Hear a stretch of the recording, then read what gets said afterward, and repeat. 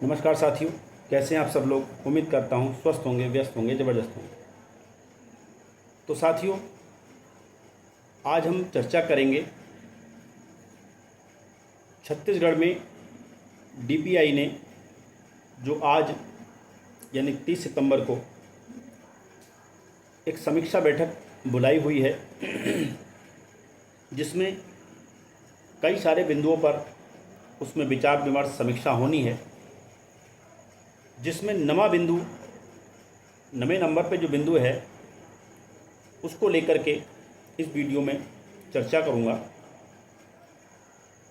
जिसमें ये नवा बिंदु क्या है कि कोर्ट में यानी माननीय छत्तीसगढ़ हाई कोर्ट में कोर्ट की अवमानना को लेकर के जो वाद चल रहे हैं उनको लेकर के ये समीक्षा होनी।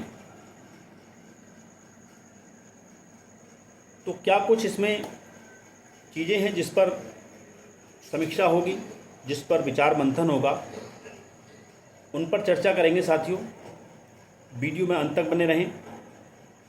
आप सभी साथियों का स्वागत है आपके चैनल गेट सॉल्यूशन में।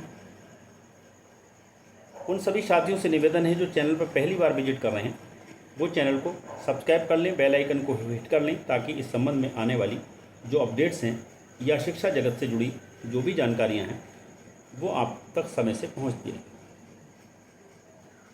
तो साथियों, जैसा कि मैंने पिछली वीडियो के माध्यम से आप लोगों को अवगत कराया था कि 20 सितंबर को लोक शिक्षण संचालनालय छत्तीसगढ़ ने एक पत्र इशू किया था जिसमें उन्होंने ये 30 सितंबर एक तिथि नियत की थी कि 10:30 बजे जो है नया रायपुर में आप जो है वहाँ पर एक समीक्षा बैठक का समय और तारीख निश्चित की थी। इसमें सभी जिला शिक्षा अधिकारियों को सूचित कर दिया गया था और इसमें सभी जिला शिक्षा अधिकारी जो हैं छत्तीसगढ़ के वो सारे के सारे वहाँ पे उपस्थित होंगे इस मीटिंग। तो बात करेंगे आखिर ऐसे कौन से बिंदु हैं जो ऑनगोइंग जो भर्ती है छत्तीसगढ़ में सहायक शिक्षक भर्ती जो है उसको रिलेट करते हुए ऐसे के कौन कौन से बिंदु हैं जो उसको रिलेट करते हैं और जिन पर जो है इस समीक्षा बैठक में चर्चा होने की प्रबल संभावनाएं। जिसमें पहला बिंदु है कि आखिर नई सूची जो जैसा कि माननीय छत्तीसगढ़ हाई कोर्ट का आदेश है और सुप्रीम कोर्ट ने भी अपनी मोहर उस पर लगा दी है कि छत्तीसगढ़ हाई कोर्ट का जो निर्णय है वो पूरी तरह तार्किक है, सही है और तर्कसंगत है। तो उसमें क्या है कि छत्तीसगढ़ में जो सहायक शिक्षक भर्ती में नियुक्त हो चुके बीएड धारी हैं उनको बाहर निकालना है और डीएड साथियों को उनकी जगह नियुक्त करना है। तो पहली तो यही चीज़ है कि वो डीएड की लिस्ट जो है किस तरीके से बनाई जाएगी और कब तक वो निकाली जाए, इस चीज़ को लेके इसमें एक विचार विमर्श और एक जो है इस पर समीक्षा होनी है। क्योंकि माननीय हाई कोर्ट में जो इस ऑनगोइंग भर्ती को लेकर के जो कोर्ट की अवमानना का मामला जो है वो डाला हुआ है डीएड साथियों ने वहाँ पे। तो उसमें जो नेक्स्ट हियरिंग लगी हुई है वो 18 अक्टूबर लगी हुई है। तो क्योंकि जवाब जो कार्रवाई करने के लिए मुख्य रूप से जो उत्तरदायी है वो डीपीआई है। सरकार का रोल इसमें इतना नहीं है जितना डीपीआई का है। यानी डीपीआई को जवाब देना पड़ेगा कि भाई हम ये शिक्षा भर्ती में अब तक ये जो माननीय छत्तीसगढ़ का जो हाई कोर्ट का जो ऑर्डर है उसको हम अभी तक क्यों इम्प्लीमेंट नहीं कर पाए। जवाब किसे देना है? डीपीआई के निदेशक को या वहाँ के जो निदेशक हैं या जो वहाँ पर रेस्पॉन्सिबल ऑफिसर है उसको जो है वहाँ पे जवाब देना होगा। तो इस विषय पर एक हो सकता है खाका और डाटा तैयार कर लिया जाए कि भाई हम इस तरह से इस भर्ती में जो है जो हाई कोर्ट का ऑर्डर उसको हम फॉलो करते हो और इस तरह से हम डीएड वालों की यहाँ पर सूची बनाएंगे और उनको नियुक्तियाँ देंगे। एक तो चीज़ ये इसमें होने की संभावना। दूसरी बात हम करें कि आप देख ही रहे हैं लगातार छत्तीसगढ़ हाई कोर्ट में डीएड और बीएड साथी दोनों ही जो शिक्षक बनने के लिए पात्र हैं वो लगातार संघर्ष कर रहे हैं, आंदोलन कर रहे हैं, आमरण अनशन कर रहे हैं और शिक्षक भर्ती यानी 33,000 शिक्षक भर्ती जो वायदा किया था सरकार ने उसको निकालने के लिए प्रयासरत हैं। तो दूसरा बिंदु ये भी हो सकता है, इसकी भी प्रबल संभावना है कि इस पर भी विचार विमर्श हो, मंथन हो कि 33,000 शिक्षक हमारे ये जो भर्ती है 33,000 शिक्षक भर्ती कब तक आनी चाहिए, इस पर भी जरूर विचार विमर्श इसमें होना चाहिए। क्योंकि आप ये भी देख रहे हो पिछले अभी दिनों आपने देखा कि माननीय हाईकोर्ट छत्तीसगढ़ ने जो है सरकार को फटकार लगाई थी कि आपके यहाँ इतनी शिक्षकों की कमी है, उसके बाद भी आप 33,000 की भर्ती क्यों नहीं ला रही। तो इसको लेकर भी जो है इस समीक्षा बैठक में जो है चर्चा हो सकती है।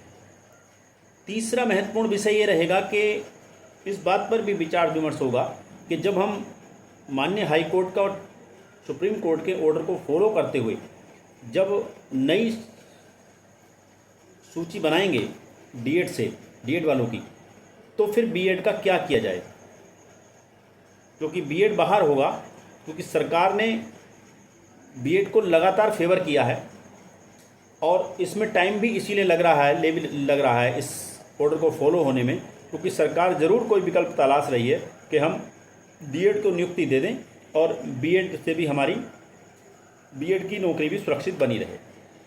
तो हालांकि ये सरकार का विषय है, वो उसे किस तरह से समायोजित करेगी, कहाँ किस तरह से उनके पदों को सुरक्षित करेगी, क्या बीच का रास्ता निकालेगी, ये टेंशन सरकार की है।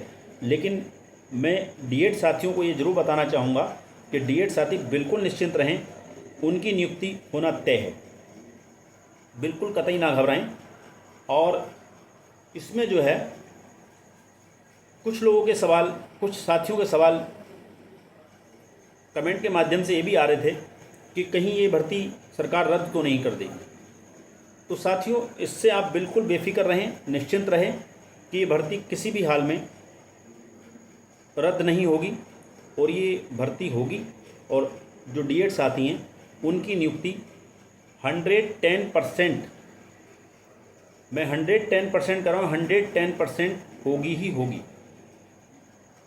तो साथियों, ये कुछ बिंदु हैं जो मैंने आपके बीच रखे हैं, जिनमें आज जो है जो डीपीआई की समीक्षा बैठक है उसमें इन बिंदुओं पर जो है विस्तार से चर्चा होनी है, ऐसा मुझे लगता है, ऐसी संभावनाएं हैं मुझे। और इस मीटिंग के बाद कुछ ना कुछ पॉजिटिव चीज़ें ज़रूर निकल के आएंगी डीएड साथियों के लिए, और हो सकता है कि डीपीआई जो है शिक्षा विभाग को निर्देशित भी कर दे। तो हमें भी इंतज़ार रहेगा कि कब डीपीआई जो है शिक्षा विभाग को निर्देशित करती है डीएड की सूची बनाने के लिए। साथ ही नीचे से कमेंट के माध्यम से एक सवाल लगातार आ रहा है कि छत्तीसगढ़ में ऑनगोइंग भर्ती में या आने वाले भर्ती में जो एनआईएस से डीएलएड करने वाले हमारे साथी हैं उनका लगातार ये कमेंट आ रहा है, लगातार ये सवाल आ रहा है कि उनकी स्थिति क्या रहने वाली है। क्या जो लोग ऑनगोइंग भर्ती में सेलेक्ट हो चुके हैं उनकी नौकरी को कोई खतरा तो नहीं है, या जो लोग इस नई सूची के इंतज़ार में बैठे हैं एनओएस डीएलएड वाले, उनको यहाँ पे बाहर रखा जाएगा या सर्विस में या काउंसलिंग में बुलाया जाएगा। तो ये कमेंट के माध्यम से सवाल आ रहा है। तो साथियों, इसका अगर मैं अभी जवाब देने लगा तो वीडियो बहुत लंबा हो जाएगा। मैं नहीं चाहता ज़्यादा लंबा वीडियो हो। इस टॉपिक को हम एक सेपरेट वीडियो के माध्यम से आपके सामने लेकर के आएंगे और अपनी तरफ से पूरी तथ्यात्मक तरीके से ये बताने का प्रयास करेंगे कि जो एनआईएस डीएलएड है उसकी छत्तीसगढ़ में क्या स्थिति है और क्या स्थिति रहने वाली है। तो साथियों, कल इसी मुद्दे पर एक नई वीडियो के साथ आपके साथ फिर मैं रूबरू होऊंगा। तब तक के लिए साथियों, धन्यवाद, नमस्कार।